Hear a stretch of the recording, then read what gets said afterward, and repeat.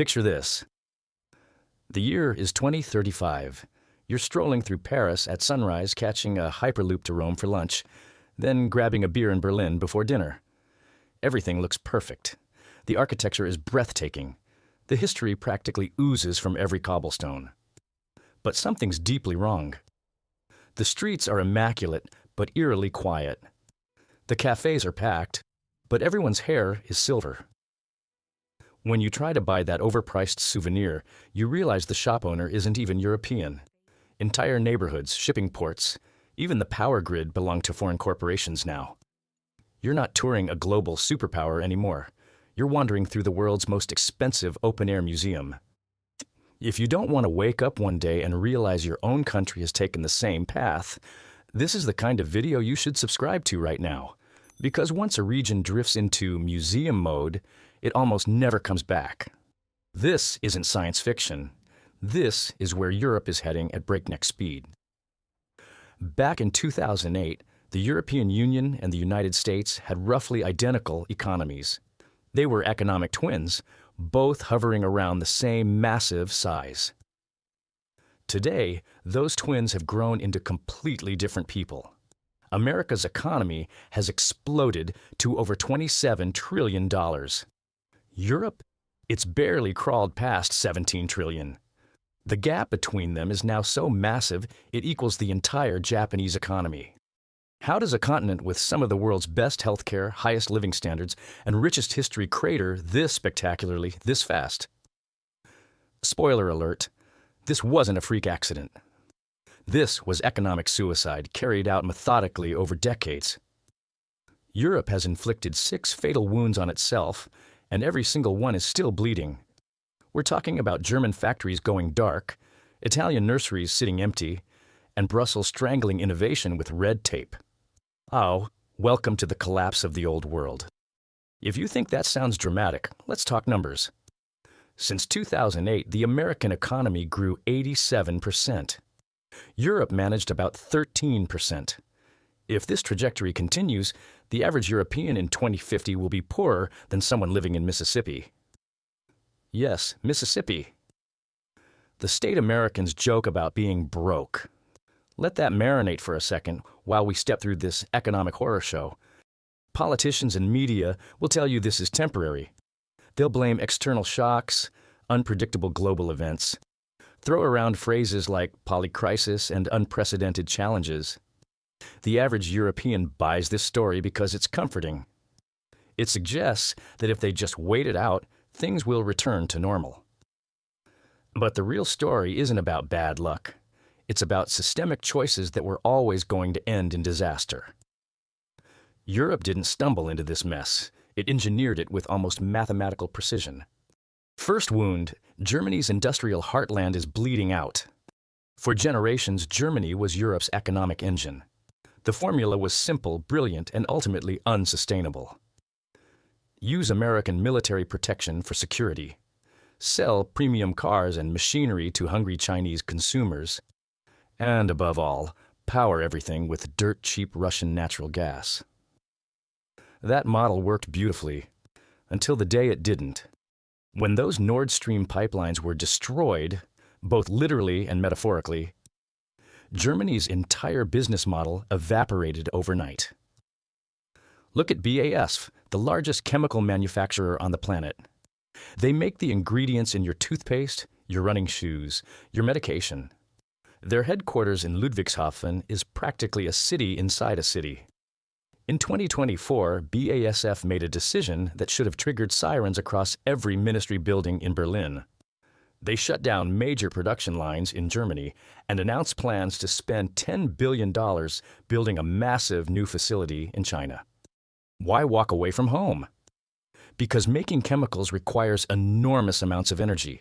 And thanks to losing Russian gas plus a completely botched transition to green energy, German electricity prices hit levels that make basic industrial math stop working. The irony is brutal.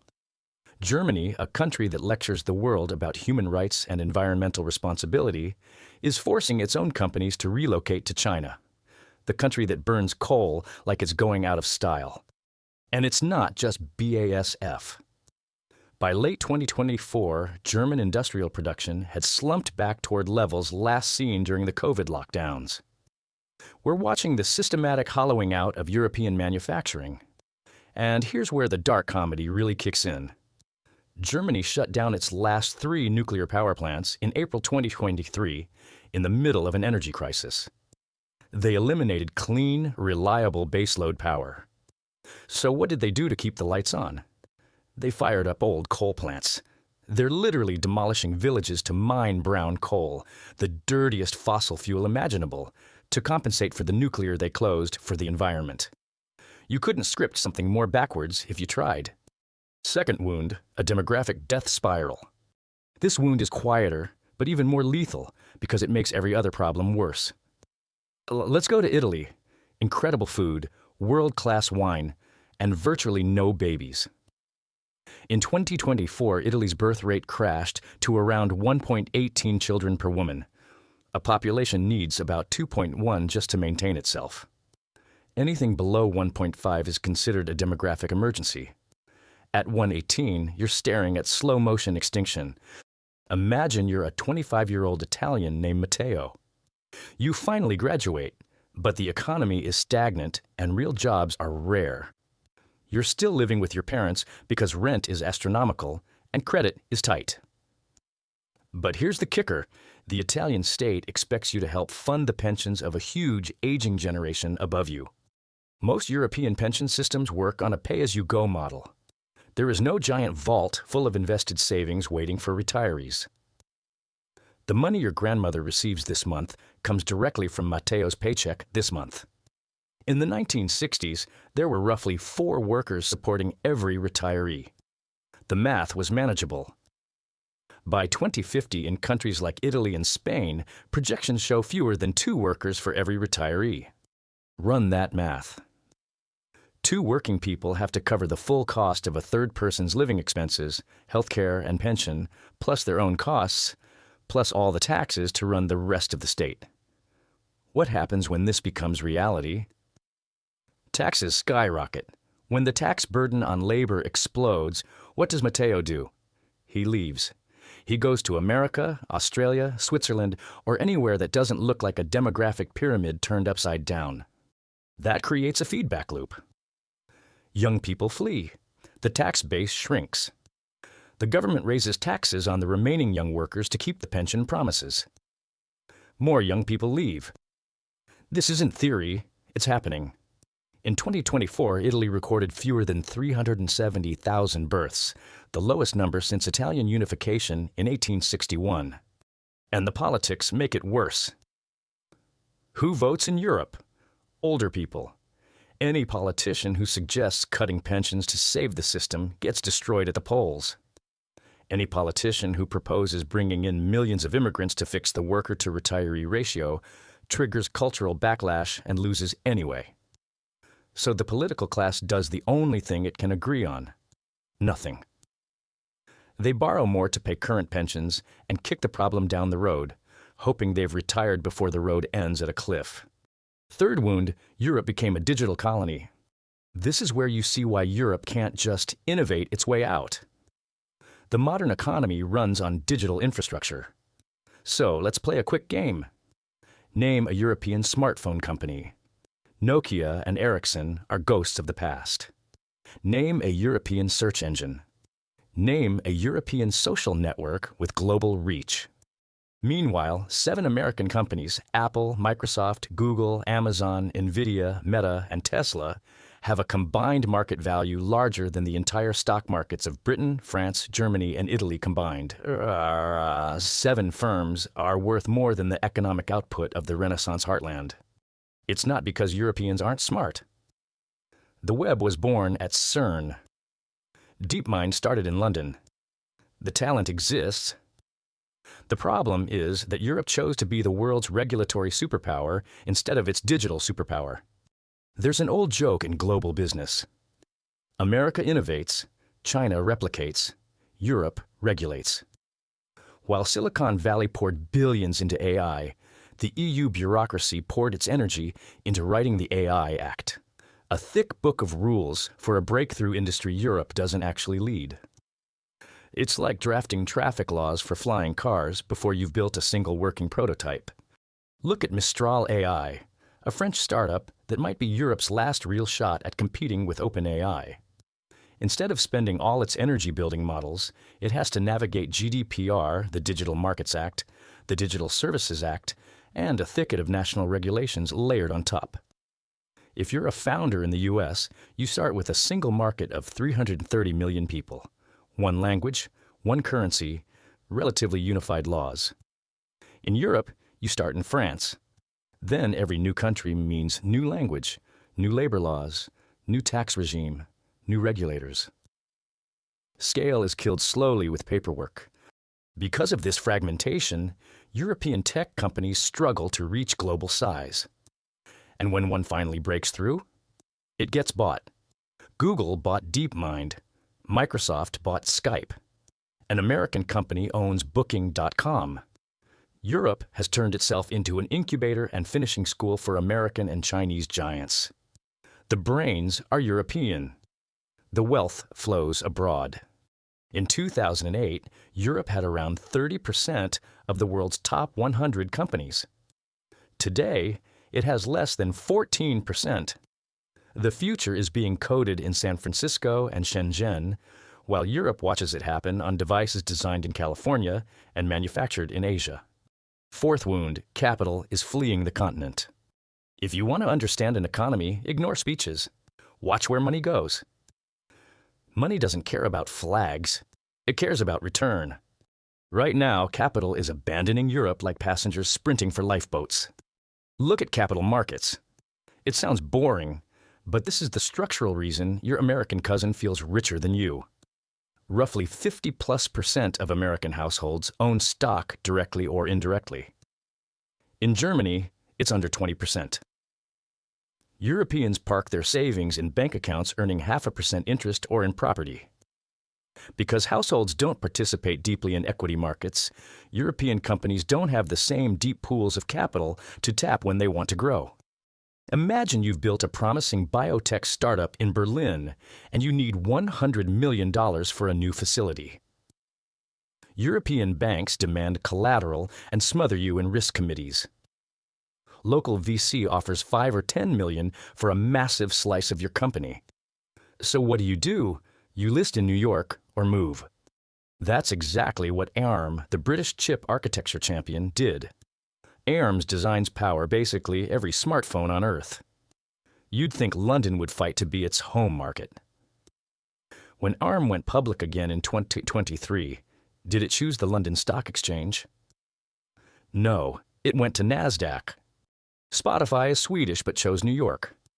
BioNTech is German but trades on NASDAQ. Birkenstock, the sandal brand, also listed in the US. Even Europe's own corporate stars are voting with their feet. It gets worse. European investors, seeing low returns at home, send their savings to US stocks and funds. European companies, seeing shallow capital pools at home, list and raise money in America.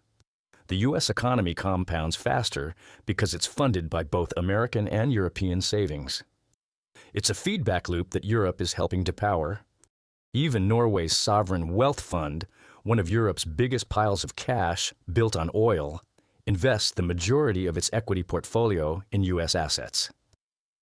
Europe is literally financing its own relative decline by outsourcing its risk-taking and growth to someone else.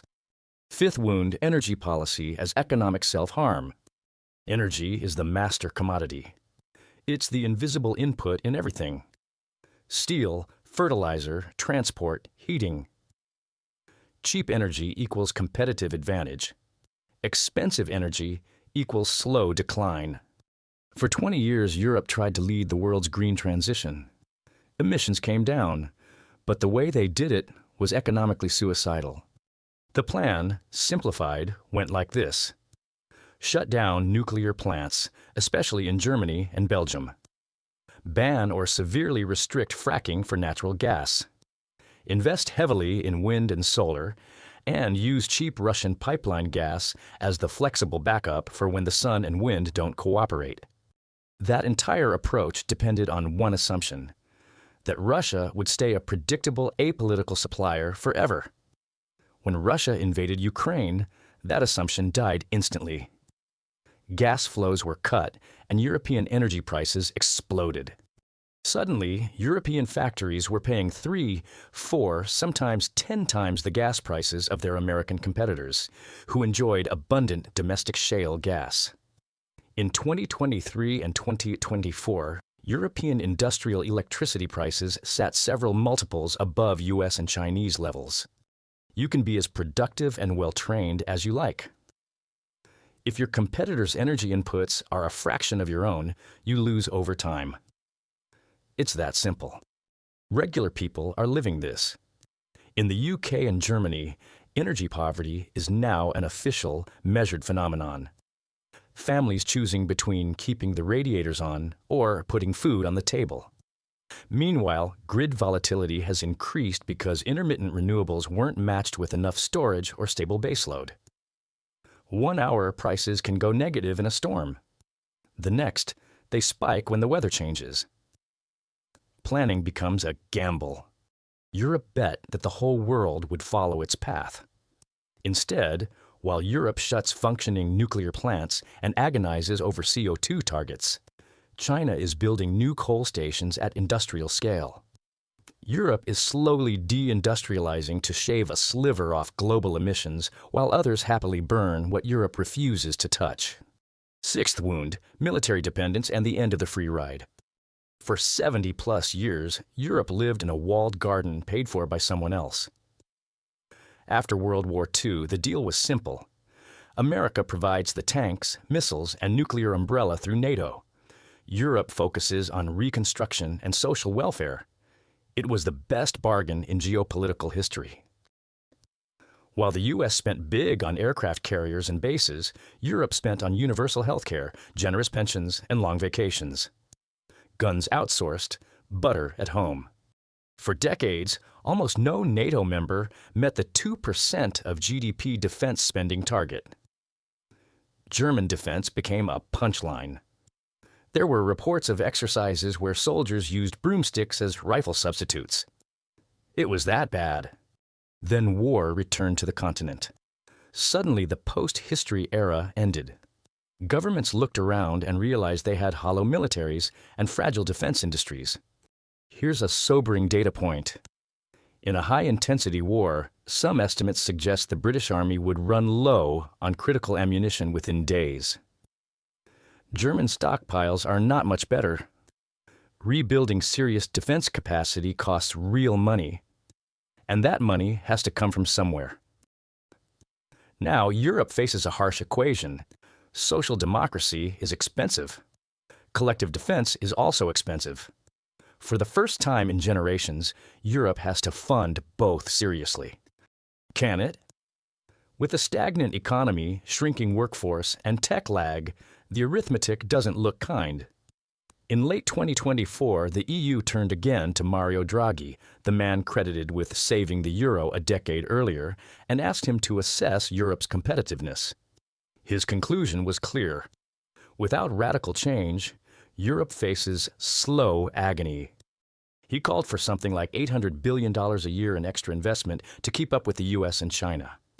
That's the equivalent of 2 Marshall Plans every single year, indefinitely. To pull that off, Europe would need deeper union, common debt, streamlined regulation, a genuine single capital market, and a willingness to think like one power, not 27 separate ones. But political will is fractured. Germany doesn't want to underwrite everyone else. France defends its own red lines. Smaller states guard their vetoes. And while they argue, time keeps moving. So where does that leave us? Broadly, there are 2 futures on the table. Future A, the Renaissance. Europe wakes up, slashes self-defeating regulation, re-embraces nuclear power, reforms pensions, lowers barriers to business, builds deep capital markets, and gets serious about defense and demographics. It's painful, politically explosive, and full of short-term sacrifice. But it's a path back to relevance. Future B, the museum. This is the current trajectory. Europe slowly drifts into being a beautiful, well-maintained retirement home for the planet. Tourists flock to see the Colosseum and the Eiffel Tower. They stay in hotels owned by foreign conglomerates, eat food shipped from other continents, and get served by an underclass of imported labor, while the native population shrinks and ages. The decline will be comfortable, until it isn't. The lights won't flick off overnight. Trains will just become a bit less frequent. Hospitals a bit more overloaded. Taxes a bit higher each year. Standards quietly slip. One day people will look around and realize the frontier of progress moved elsewhere while they were busy preserving the past. There's a lesson here no matter where you live. Success isn't permanent. Wealth isn't guaranteed. Europe spent 5 centuries conquering, trading, and inventing the modern world. In a few decades of complacency and bad incentives, it managed to endanger that entire legacy. I don't want Europe to fail. The world is better with a strong, dynamic Europe. But math doesn't care what we want. Demographics don't answer to speeches. Energy prices don't respond to moral superiority. Capital doesn't follow flags. It follows returns. If you want to understand economics, ignore the slogans and follow the incentives. When you see governments shutting down nuclear in the middle of an energy crisis while lecturing others on climate, that tells you their priorities. When you see young people leaving because they can't afford to support entire generations above them, that's not a vibe problem. It's an equation problem. The frameworks are simple. Follow incentives and capital flows, not rhetoric. Remember that demographics and energy sit at the base of every economy, and internal contradictions that can't be sustained won't be, no matter how loudly they're defended. Misir, Europe's story is a live-action case study in how quickly dominant civilizations can lose altitude when they consistently choose short-term comfort over long-term viability. It's also a warning. The collapse didn't come from invasion or natural disaster. It came from popular decisions made in parliaments and polling booths that felt good at the time and only later turned out to be mathematically impossible. Whether Europe takes the Renaissance path or drifts fully into museum status will shape the global balance of power for the rest of the century. Right now, the trajectory is pointing in one direction, and it isn't a revival. If you want more no BS breakdowns like this, hit subscribe. Share this with someone who still thinks Europe is doing fine, and let's keep unpacking how empires actually rise and fall before we get turned into museum exhibits ourselves.